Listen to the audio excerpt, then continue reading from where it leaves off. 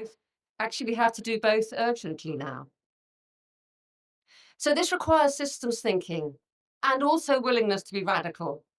And I'm really interested to hear more from the private sector about how working with government, also with the research community, and also with the people who are affected, we can work together to deliver solutions that are scientifically robust, commercially viable, and acceptable to the producers and the customers.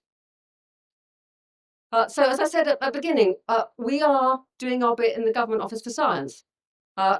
We're doing a foresight project specifically on resilient supply chains. And those are pieces of work that take us a year to 18 months. We only ever do one or two of them at any one time. And we are particularly interested in exploring how future geopolitics and climate hazards will threaten UK resilience via the supply chains that come to us in the UK in, frankly, quite complex ways from all around the world. And what we're hoping will come out of this project is some sense of the hidden vulnerabilities that more simple import-export models can't see. So that combination of foresight and data analytics we use to equip our policymakers in the UK government with tools that will allow them to do our bit in government to safeguard supply chains against future uncertainties. And we think that will boost UK security, stability, and prosperity. So we are really grateful for your foresight in convening this panel on smart supply chains for the future. So thank you.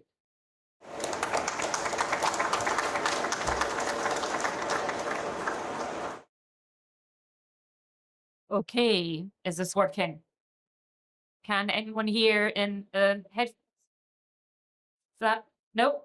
Okay, so just have to be forthright, and I might pass this down. I know we've got a microphone down there, and I just on that table next to you. Should have that was working as well. What I might do is I might pass one down to you after I have asked a question. So I'd like to start by a bit of scene setting. It's 10 years since the Paris Agreement. We're in 2025. We're halfway through that decisive decade.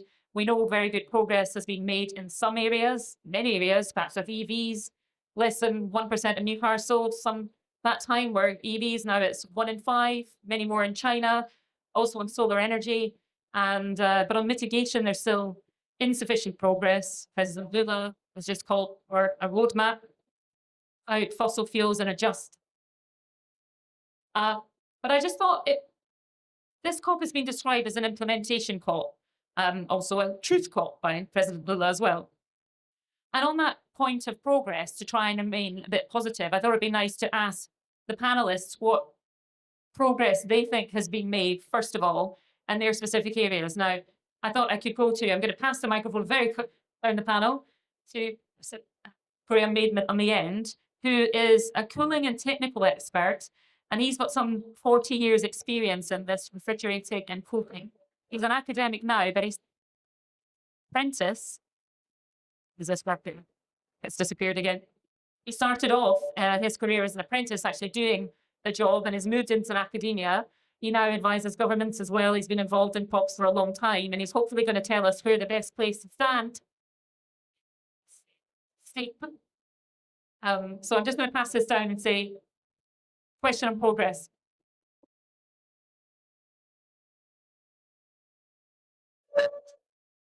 Thanks very much. Hi everyone, I'm Graham, and I'm from UK, and I will take you back to the 5th of September 1983.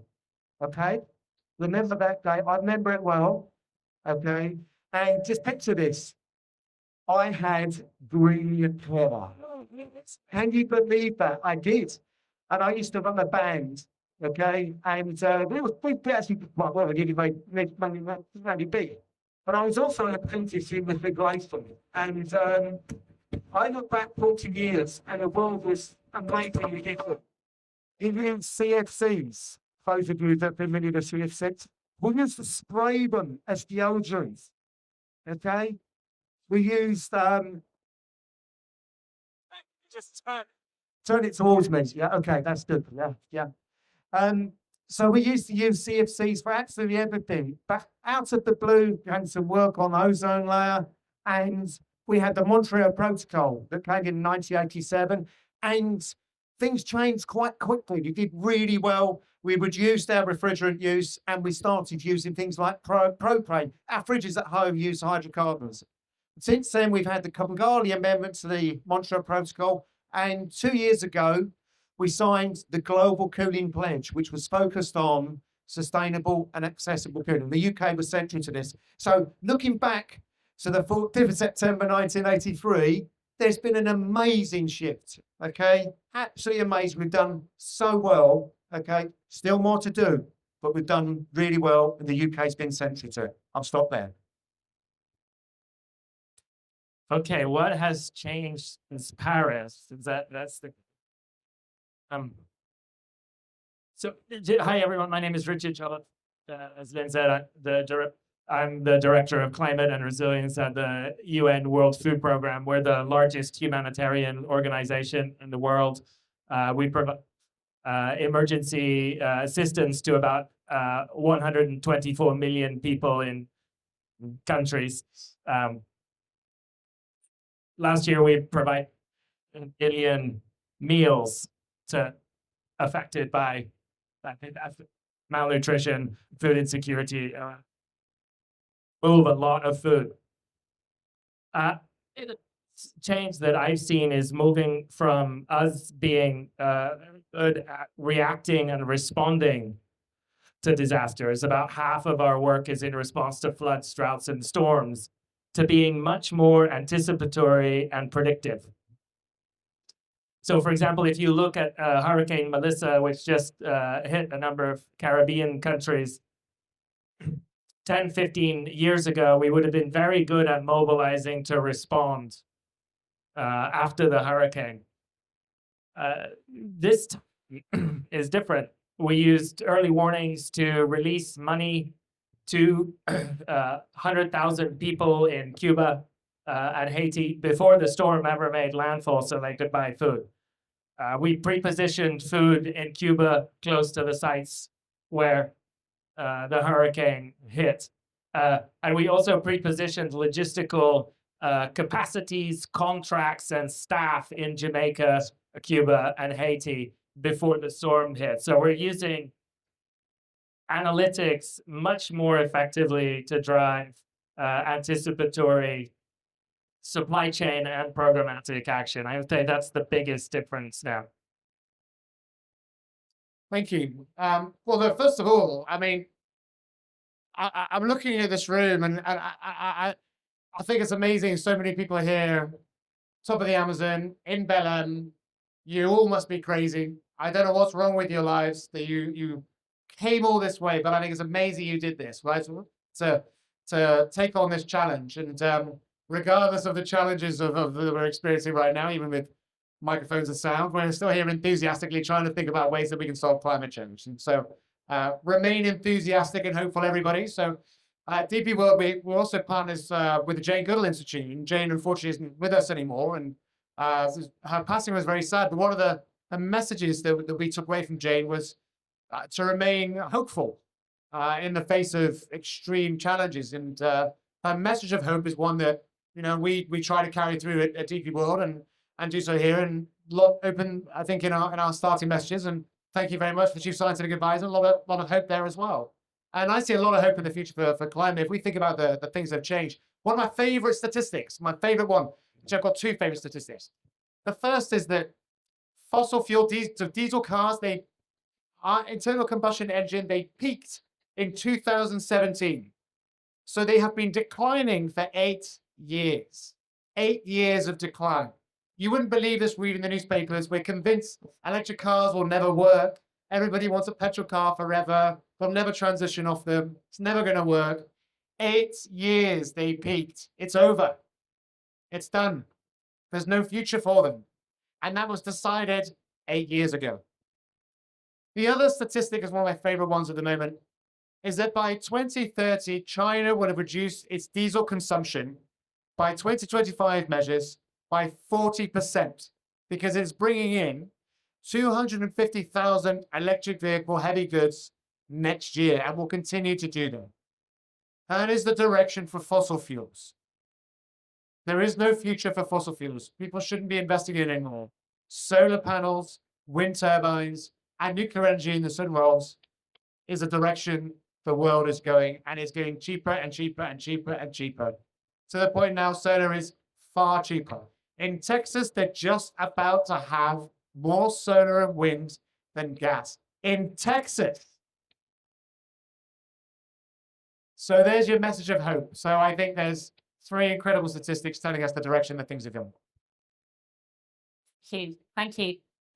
So just moving on to the future part, we know things have moved, but back to Graham on the bottom, I'm going to pass this mic back down again.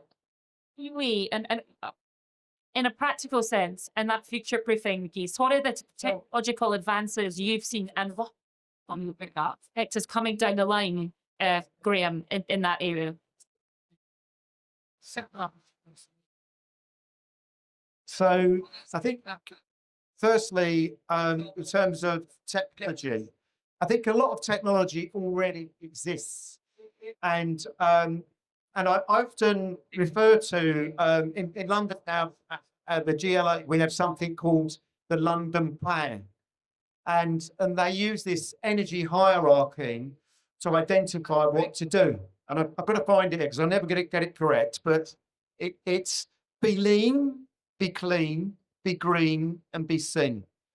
Okay, that's the hierarchy. And what that means is be lean, use less. Okay, in the first place. So we need to make sure, in terms of cooling, in terms of our supply chain, okay, we've got the best containers to keep the heat out as best as we can, as an example. Be clean, we need to supply energy efficiently as possible. Okay, so we need the most efficient cooling system. Be green, and you've already just mentioned this, we need to link into the energy system. We've got all this renewable energy available, okay, and we need to last to be seen, to monitor it. And we can apply that hierarchy to cooling, very much to cooling. Reduce demand, the system, engage with the grid, and reduce leakage. Just like to comment one last point, and some of the work that DP work done on green grids. Maybe we'll talk about that in a minute. I'm going to stop there. Actually, I'm going to hand back because I'm taking over. Let's stop. And maybe we can segue as we get time. So over to you.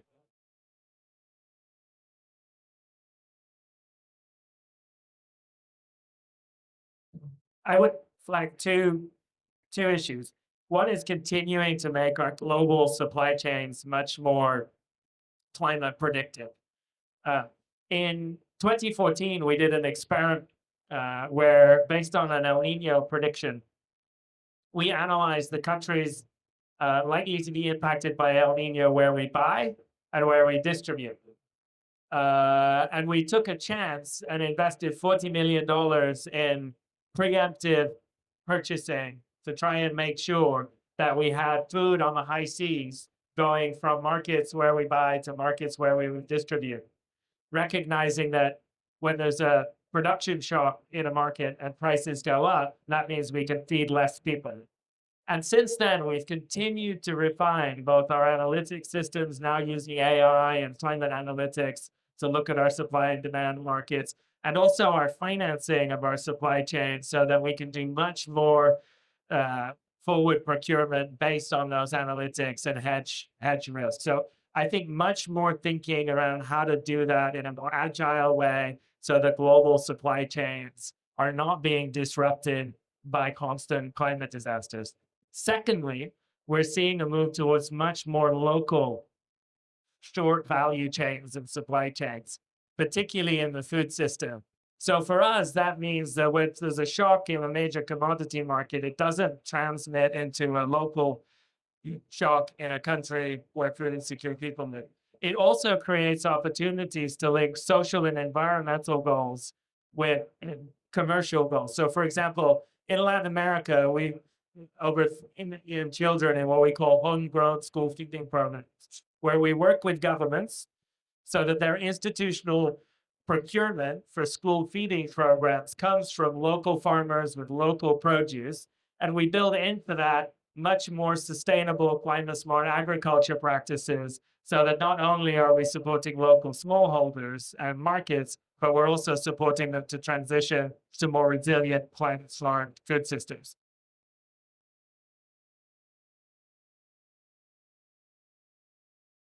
So from a commercial perspective, how are we super-proofing? So super-proofing, future-proofing. We're going to super future-proof, I think is the answer. So look, I got a hold of it. Yeah, everyone's shouting at me. I did promise you some mango statistics. Been waiting for mango statistics. So who likes mangoes? Okay, you're in the city of mangoes. So enjoy them. Lynn loves mangoes. In the UK, 100% of mangoes from Brazil come into our port in London Gateway. So if you have one in the UK, you've almost certainly had a mango that came in by DP World. And also our Port of Santos, which is just in Sao Paulo, where they have a terminal. We have to think about our supply chains. And I think this was really important. When you get fresh fruits or vegetables into the UK, when you get meat or poultry, also 95% by us, just as I'm wondering, from Brazil, it's really important that we secure the supply chain for our retailers. So we as a business, we don't just think about moving the goods from A to B. We think the country we're bringing it from, do they have enough water? Are they at flood risk? Are they at drought risk? Because that's the responsibility of a supply chain solutions business. And your business is thinking about your value chain and not your just immediate impacts. So we work with organizations and companies like Metri Aquatech. So they take humidity and turn it into fresh drinking water and irrigation water. It can operate using solar panels. We're doing that in Asia. We're also doing that in Morocco.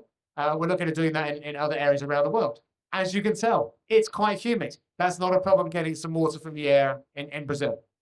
So whenever you're thinking of a product, you have to think about how can I make sure as a business that imports it and works with other retailers and consumers that the sourcing of that product is sustainable in the long term and you invest in it. And remember, a lot of food inflation, about 30% of food inflation is climate linked. In the next 10 years, that's going to be 60%. If I can invest in a water system that increases the price by 5%, I'm saving a huge amount of inflation costs down the chain. Thank you. I think I feel like we've not quite got the full berry story about those. You mentioned about doing that in Morocco with farmers. Like you taking humidity, you're taking the water, extracting the water from the air, and then distributing it back to farmers to use as irrigation or as drinking water.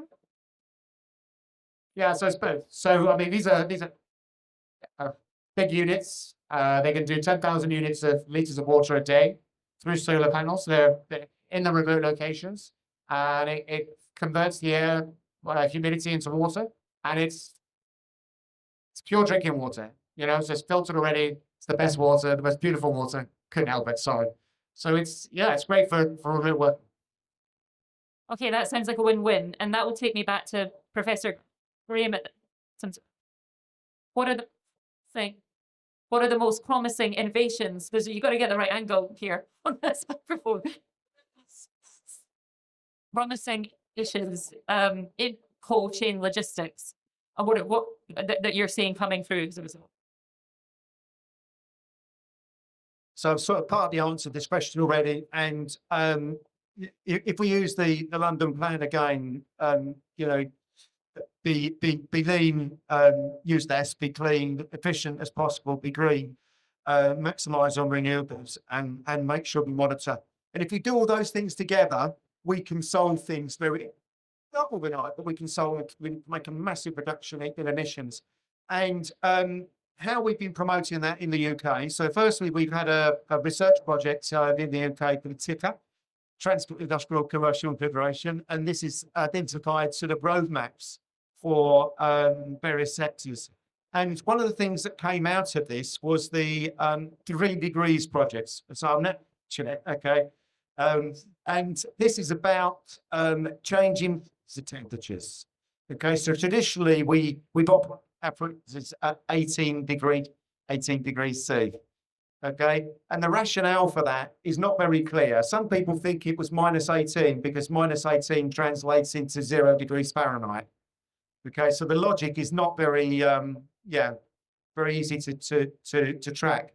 But by raising the temperature by 3 degrees to -15, maybe doesn't sound like a really big deal in terms of emissions or energy consumption, but it impacts massively. Firstly, it reduces the demand. So those of you that are engineers, okay, reduces the temperature difference between the space, etc. So you reduce the demand. Secondly, it means that the cooling system doesn't have to work as hard. Okay, so you end up with a benefit there. And thirdly, and this relates to the points that we've been talking, being part of an energy system, is that you can use a cold store, a freezer store. You can use it. Move it away. Move it away. Like that. Oh dear. Yeah, we can. Oh dear. We can use the energy flexibly. So when this. Okay, so we can use as a straight. Let's come try that one. Okay, let's see here. We can use a cold store as a battery. Okay, by raising the temperature by 3 degrees, we give more latitude to actually how we can use that cold store as a battery. We can switch it off for longer. Why might we want to switch? Because when we've got all this sun and wind producing all this electricity, okay, we want to charge that cold store as much as possible, and we can run cold stores down to -40 if we want to. Okay, we can run them really cold. Okay, and when we don't have wind and we don't have solar, okay, we can let the temperature rise. So we've got this thermal battery. It's a really lovely thermal battery, and this is what these guys at DP World brought together. They publicised this idea, which is a fantastic innovation. It's got amazing potential. And I'm going to stop there.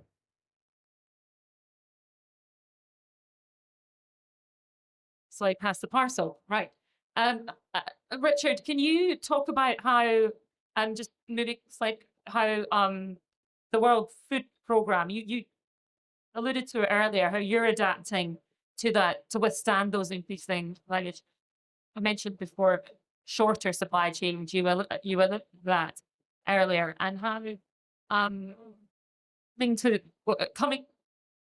what are the you're having from a World Food Programme perspective with governments or trying to push policy levers on that side of things? Can you talk to us a bit more about that? Sure. Yeah, I mean, I think in general, we've had this significant shift over the last 20 years from a model where we're primarily taking surplus food produced in major developed agricultural markets and shipping them to places that have food insecurity and distributing it to one where we have really regionalized and localized our own procurement. So for example, now 59% of the food that we buy is bought in the regions where it's distributed. And the rest comes from outside. So that's been a huge shift in our supply chain and opened up many opportunities for us to buy food, not only from kind of the commercial markets in those countries, but smallholders to promote climate smart agriculture and resilience. And so, for example, I think last year we bought $24 million worth of commodities from small farmers directly. Here in the COP and in the climate change negotiations in general, we're focused on a number of areas. One is really trying to help governments accelerate the implementation of climate smart agriculture practices and resilient food systems that can withstand the impacts of the riskier climate we all live in today. In many cases, and in the most food insecure places where you see recurrent food crises year after year, those are also places where we see high levels of environmental degradation, land degradation.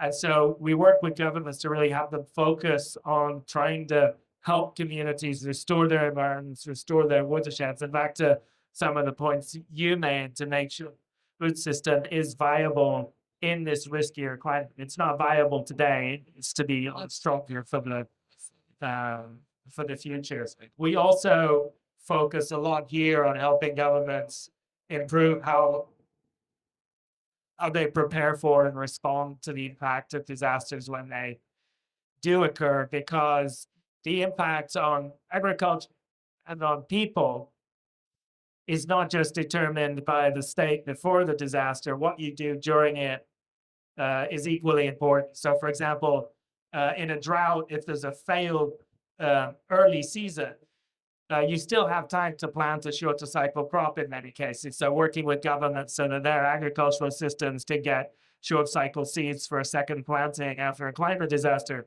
means you don't lose an entire year or an entire harvest. So really trying to help them think through how to build that into their national adaptation plans and national infrastructure contributions. Be very quickly. Can you tell us about, you mentioned earlier when I was speaking to you about Niger and that, are you able to just give us a quick run through of that example? Yes, certainly. In Niger, which, I mean, interestingly, the Sahel in West Africa is the place on the planet that has the largest instrumental shift in climate on record in the 1970s. So in the marginal agricultural areas of the Sahel, they went from having enough rainfall in a good year, or enough rainfall 2 out of 3 years for a good harvest. Now they're down to 1 out of 3 because of declining precipitation. And that shock was exacerbated by massive land degradation, deforestation, and soil erosion. So in Niger over the last 10 years, we've been working very, very diligently with communities to restore their soil and lands with techniques like half moons, where you dig a half moon shape in the soil, and we dig millions of them. And then when it rains, that catches the water and goes into the soil. And as a result of that kind of program, rehabilitated 300,000 hectares of land in Niger. And over the last 3 years, there have been 2 very serious drought cycles. And in those areas that were restored, not a single one of them needed humanitarian assistance because of the droughts, compared with other areas where they hadn't had that kind of restoration that needed significant emergency response.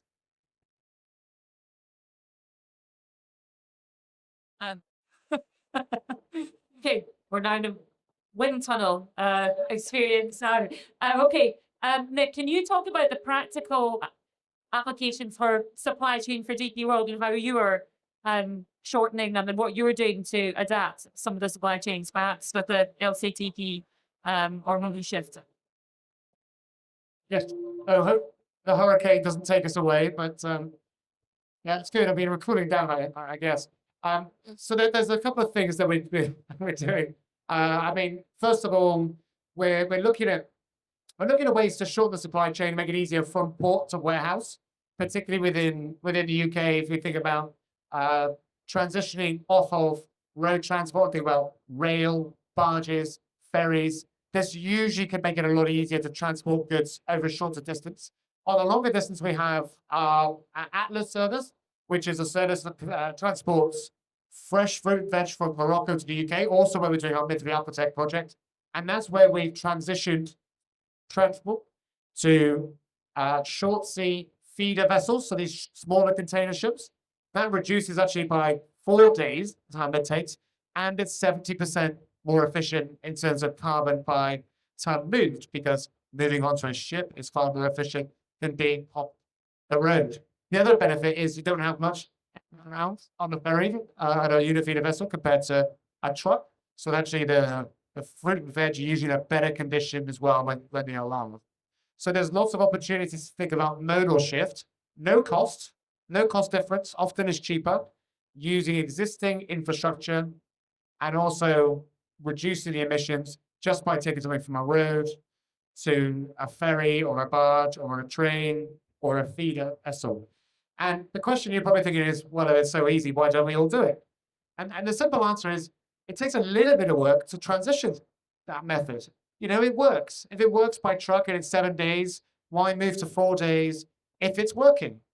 And the answer is, with a bit of effort, with a bit of partnership between governments, customers, retailers, the end users, and supply chain businesses, you can make big, big, big differences without much of it. Just further to that, Graham, back to you on the end. What can governments do? And I want to put you on the spot here because I know you do work with the UK government. I'm not specifically pointing out the UK government, but they're in the pavilion. What could they do, and what could other governments do in order to better improve that supply chain resilience? Or are there levers that could be pulled or more effort that could be made? So I'm not. It's a very complex system, okay, and it's full of lots of SMEs, deeply world of big organisations. But actually, when you go out across the whole sector, lots of small farmers, lots of small factories, etc., and lots of small engineers, etc., servicing those factories, okay, in many different countries. So actually creating some sort of federated system is possible, but it could be quite complex and it could take up quite a lot of time. So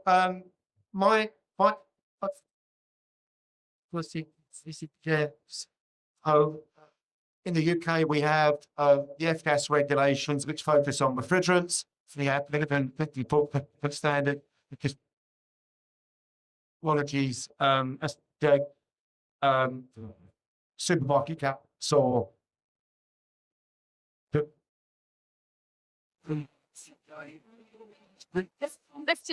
lift your arm higher. So, okay. Shall I start singing? You want? Okay. So it's better to have more informal type initiatives. And in 2028, UK was focused on supporting the Global Cooling Pledge. And the Global Cooling Pledge now has got 72 countries which have effectively signed up to that. It's got some initiatives with it. It's got 16 commitments, and each of those commitments is focused on specific types of cooling. Incidentally, it does not include a commitment on the cold chain, and it would be great for it to include that. And the reason why it didn't include a commitment on the cold chain is it was difficult to describe. Okay, at the time, I'm trying to move this quite quickly, and it was difficult to work out something that was smart, a smart target. But if there's anyone interested in developing some sort of a commitment for the Global Cooling Pledge, we did put into it, into the pledge, a commitment to review new commitments. So potentially there's something there that we could do potentially to work together. I think I'm going to stop there.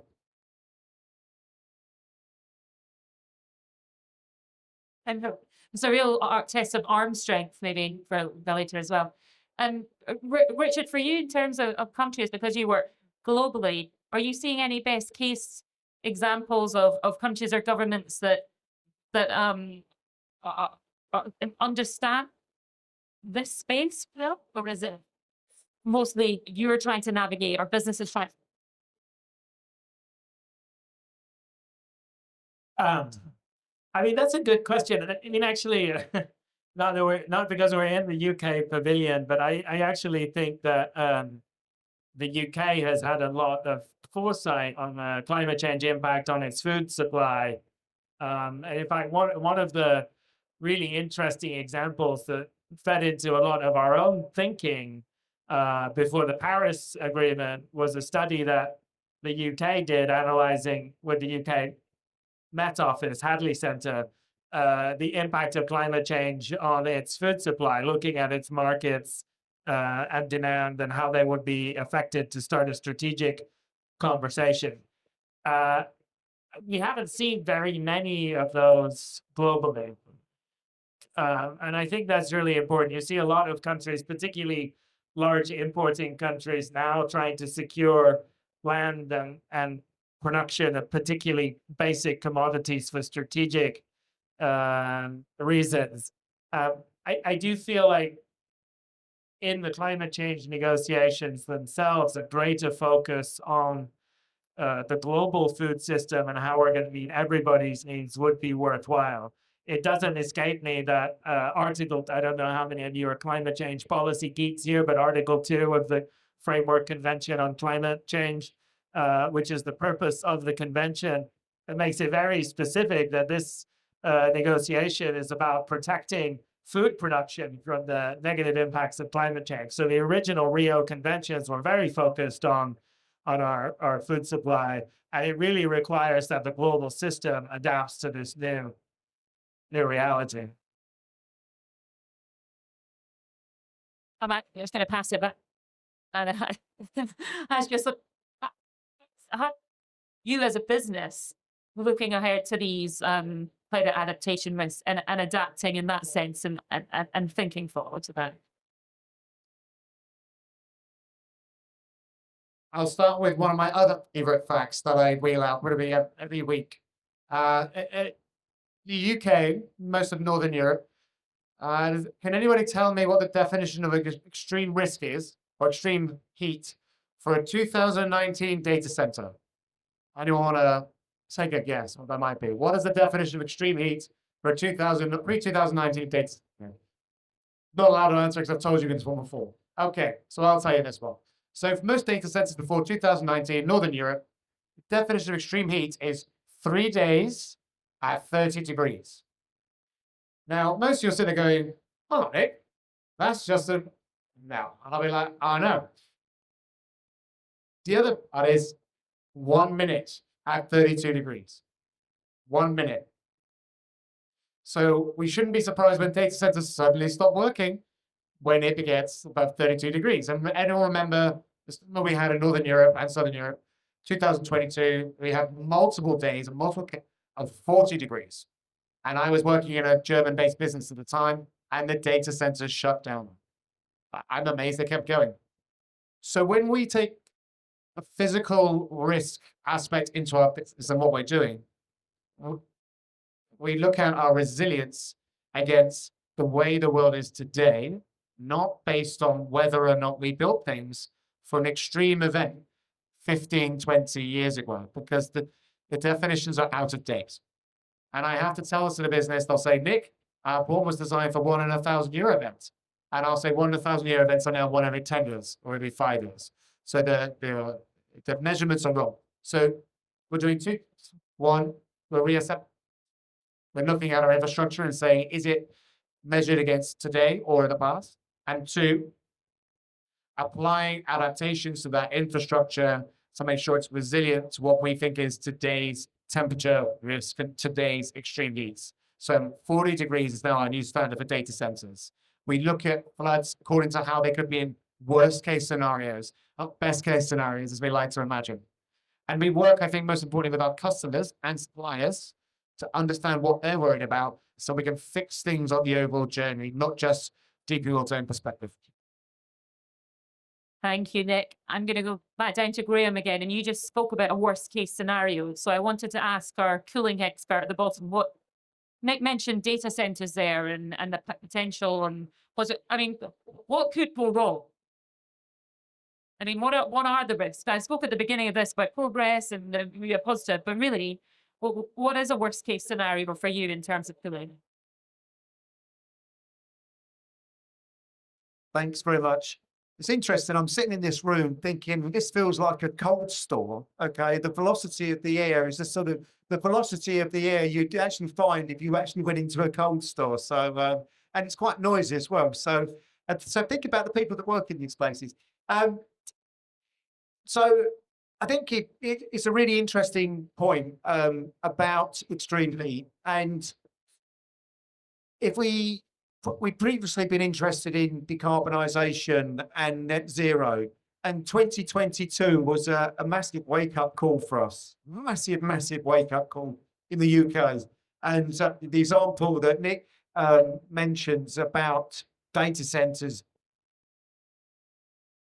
Google data center, when there were 60 supermarkets from one supermarket chain that failed. 60 stores themselves from one supermarket chain that failed.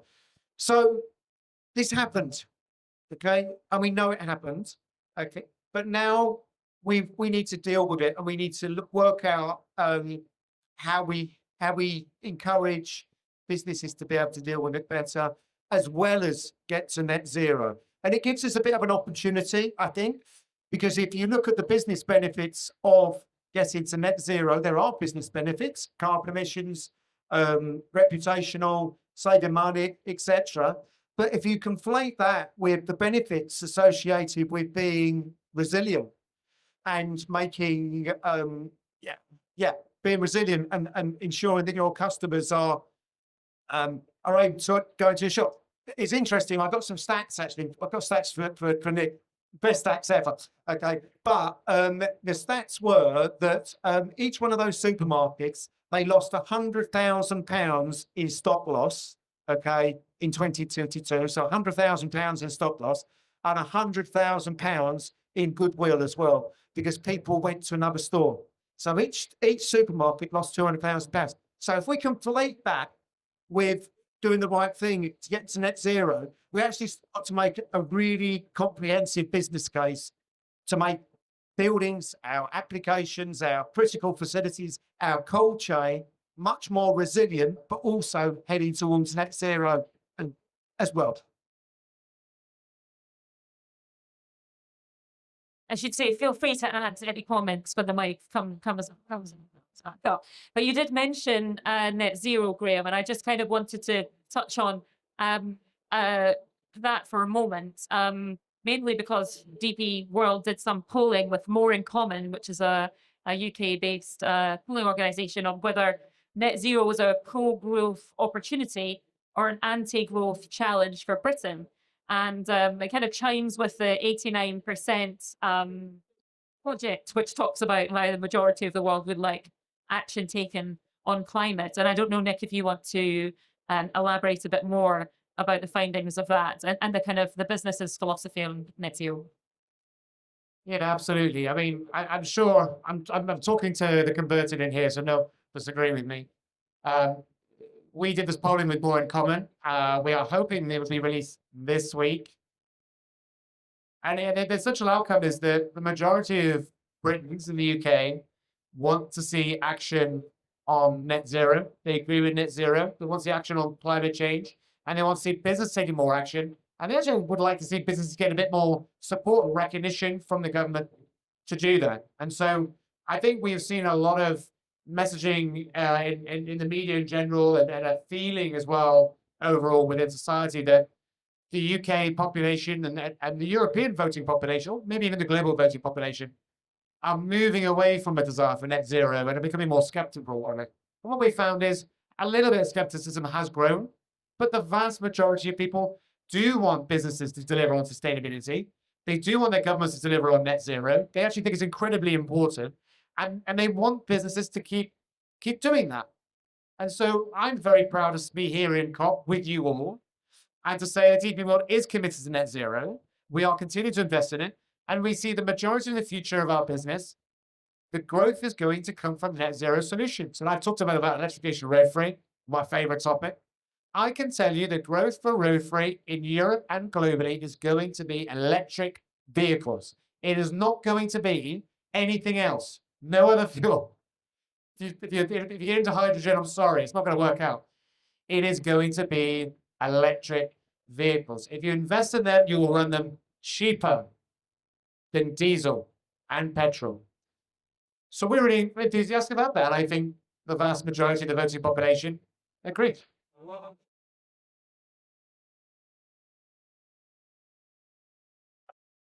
We add on net zero, or yeah, I mean we were one of the humanitarian organizations to calculate our footprint 47% of the footprint from all global area operations comes from the food sector, just given how much we transport. And so we've been working very hard to bring our operations down to net zero. Our non-transport operations are net zero and have been for over a decade. We leave our transport operations in a separate category because in many of the places we operate, we have to fly planes and helicopters and run diesel trucks. Electric, not yet in the Congo, not yet in the Congo. On the other hand, we also offset much more carbon than we use through our land restoration activities. So we focus on that side of the system as well. Thank you. I think we've got a few minutes just because we're approaching the end of the session for questions. If anyone had any questions, of course, I'm going to have to this one working microphone. So if you wouldn't mind, unless there is one, is this one? Okay. If you wouldn't mind saying who you are, where you're from, then before, and then ask you a question. Thanks. Hello, my name is Sophie Punte. I'm the founder of Smart Freight Center, so I also love electric trucks. And I'm now the founder of Live Links, which is about the same topic, but then resilience. Resilience has been given too little attention for freight transportation so far. Questions to you, Nick. Do you see what type of collaboration do you see you need to make the logistics part of supply chain more resilient? Because you talk alone in data centers, etc. Need help from governments, from customers. Can you elaborate? Yes. So the problem with making transportation more sustainable, it's not technology. I mean, you mentioned this correctly. So we know how to do it. Technology's there, and it could pay back in costs. That's fine. We can do that. What we need is people to stop being lazy. I'm going to be honest, right? Laziness is the problem. It's really easy just to, and there's some areas it's hard to do. I'm not trying to comment. I mean, you're right. There are certain areas where it's not quite ready yet. The infrastructure's not there, and that's changing with very cheap solar, very cheap batteries. Microgrids are coming in. They'll make it a lot easier. But there's a lot of areas in which I operate where a bit of thinking and a bit of thought by salespeople, procurement teams, customers, suppliers, and ourselves, we can make quite transformational activities work nicely. I'll give you a really good example. In Poland, we have a very large customer, very enthusiastic about their road transport being electrified. But when we tender with them, we do one lane, one lane, one lane. It's like 5 trucks, 10 trucks, 5 trucks, 3 trucks. So my sense it doesn't work. Doesn't work. Because we need to look at the whole infrastructure in the operation. We're changing the whole business of supply. And then, so I'm saying, I want to tender 200 trucks. I want 10 years for 200 trucks. Because then I can put a charger, and then I can move trucks around. And then I don't have to use a truck, I use a train. There's a train coming through, there's a barge coming through. And I can electrify that barge because I've got the volume. So the key around it, what do we need? It's partnerships, discussions. You've got to get a hot house together, a nice hot house like this, and you've got to go, I got to change this because going from diesel to electric is not a fuel switch. It's an operational switch. It's completely different operation. But when it's transitions, as we've discovered with cars, then it's just a truck. Then it's just a vehicle. It's just moving goods back and forth, just like it could do with fuel. So a bit of planning is almost really needed.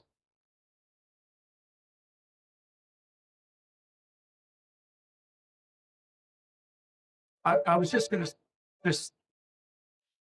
a little bit back on where we've got to and where we're going. Does everybody remember that I said at the beginning?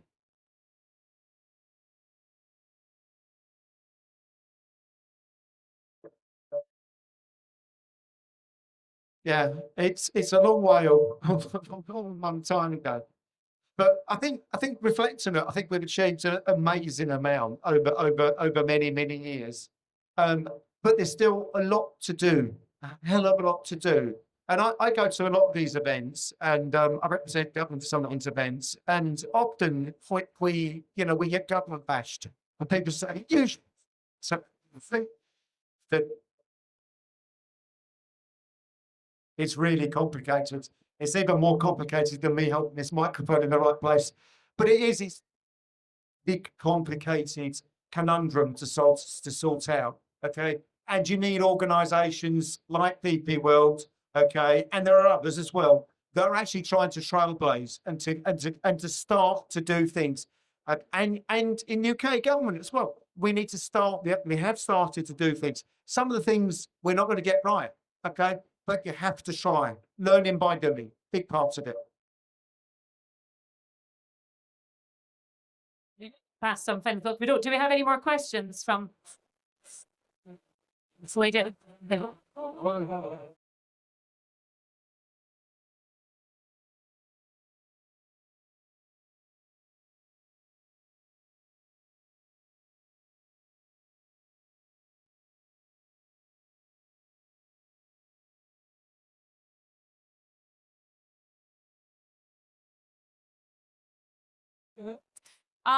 So I am from the Cayman Islands, which is a British overseas territory.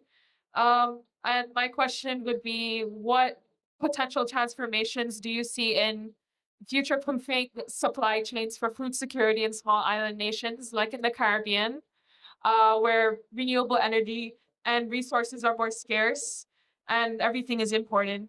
That's my question.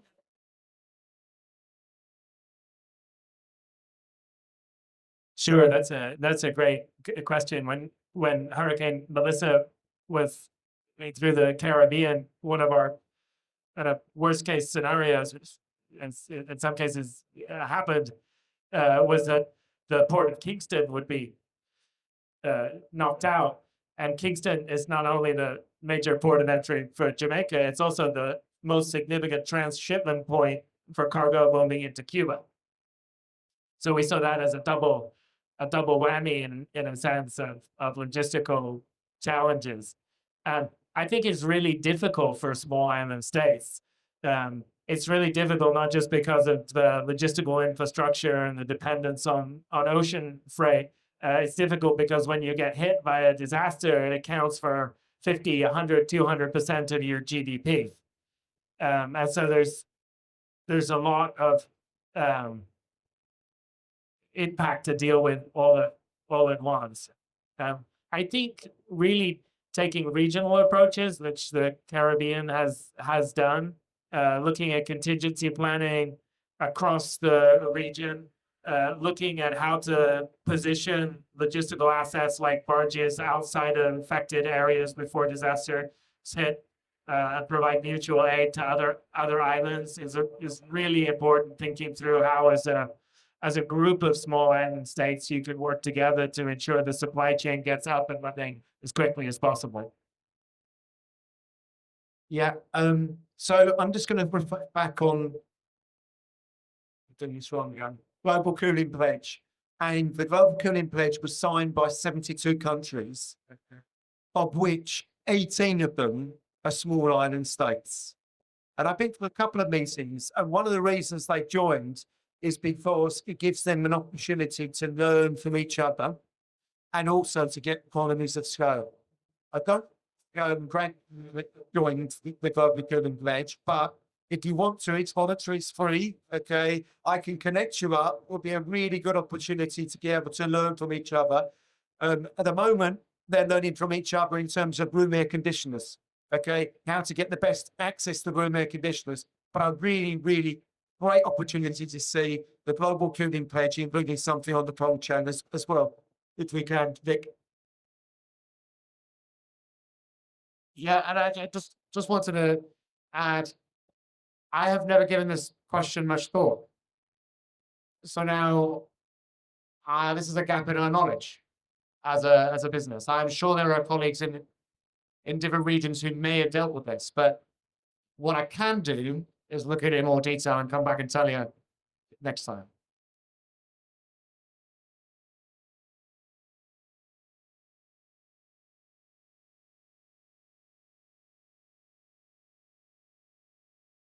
Thank you. I'm Louise from Scottish Fair Trade. I just wanted to follow up on this point about legislation and what governments could do, because I think both Graham and Nick, you seem to be talking about more voluntary action. And I just wonder, I think most businesses don't understand the global impact of their supply chains, let alone be able to start future-proofing them. And without legislation, where are we going to get to those transformative impacts we need to see? In the UK, there's a proposal for a Business, Human Rights and Environment Act, which would really support some of the things we've been talking about. So I just wondered if you could talk a bit more about, I sense some kind of resistance to the idea of legislation in making the change.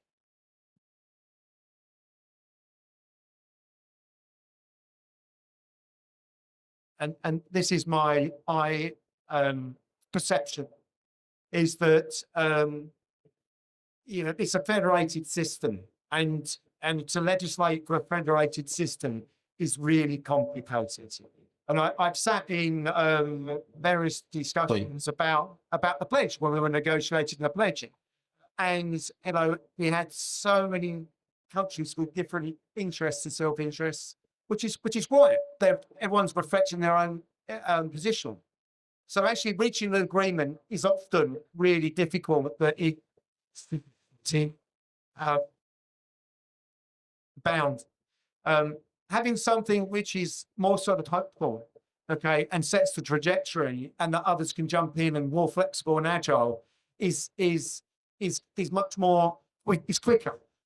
If we were to go for a threat with it, I think, and a lot of time negotiating, and maybe spend the next 5 years trying to negotiate something rather than get on with it. So that's my gut feeling.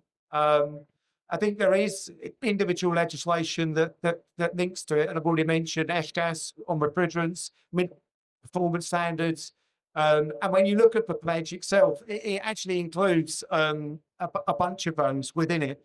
Okay, but actually having some sort of federated, mandated system that's all chain, I think is too complicated, and it might be better putting our time elsewhere.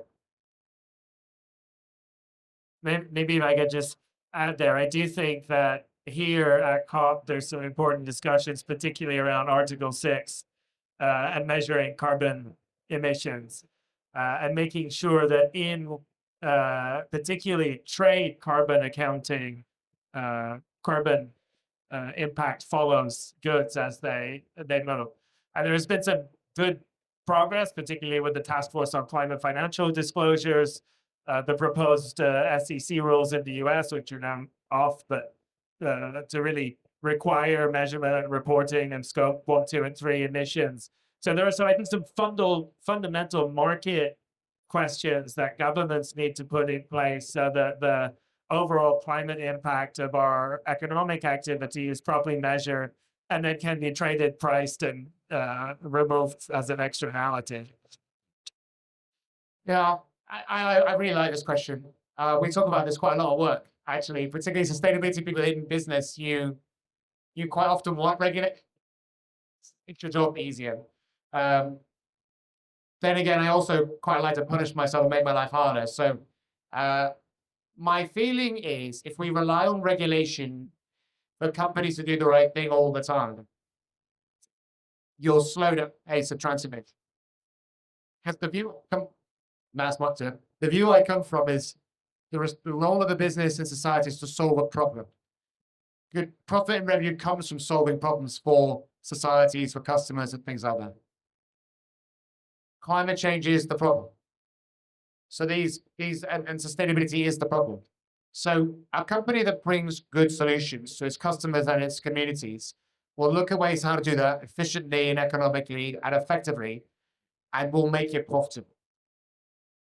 I think the big change in energy costs is making a big impact on where that economic line crosses over.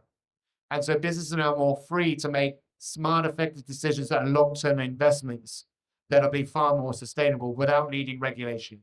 There will always be some elements that need regulation, I think. And the most effective way is, I would say, taxation is probably the best way to do that. So bringing in a carbon border adjustment mechanism, a carbon tax, very effective because then the investments you're making in more sustainable solutions not only are cheaper, you also avoid those costs down the line. Also quite effective. And we know most nations do not have enough tax revenue anymore because we're changing the nature of our economies. So I don't want to use regulation as the panacea for all the problems. You know, the stick is not always the best answer. I would encourage everyone as consumers to make really good choices about the companies you buy from and encourage your businesses to buy more sustainably. And I do that internally with ours. I say about our suppliers, often we will pay a more expensive supplier if there are more value in what they offer beyond just when you're cheapest. But that's hard work and you have to really press the keys to do that. And the time, and we've gone 10 minutes over. But I just wanted to ask if anyone did have any other. Thank all of our panelists here, Graham, Richard, and Nick, for their time. And thank you very much for bearing with us with all our sound difficulties throughout everything. Very much.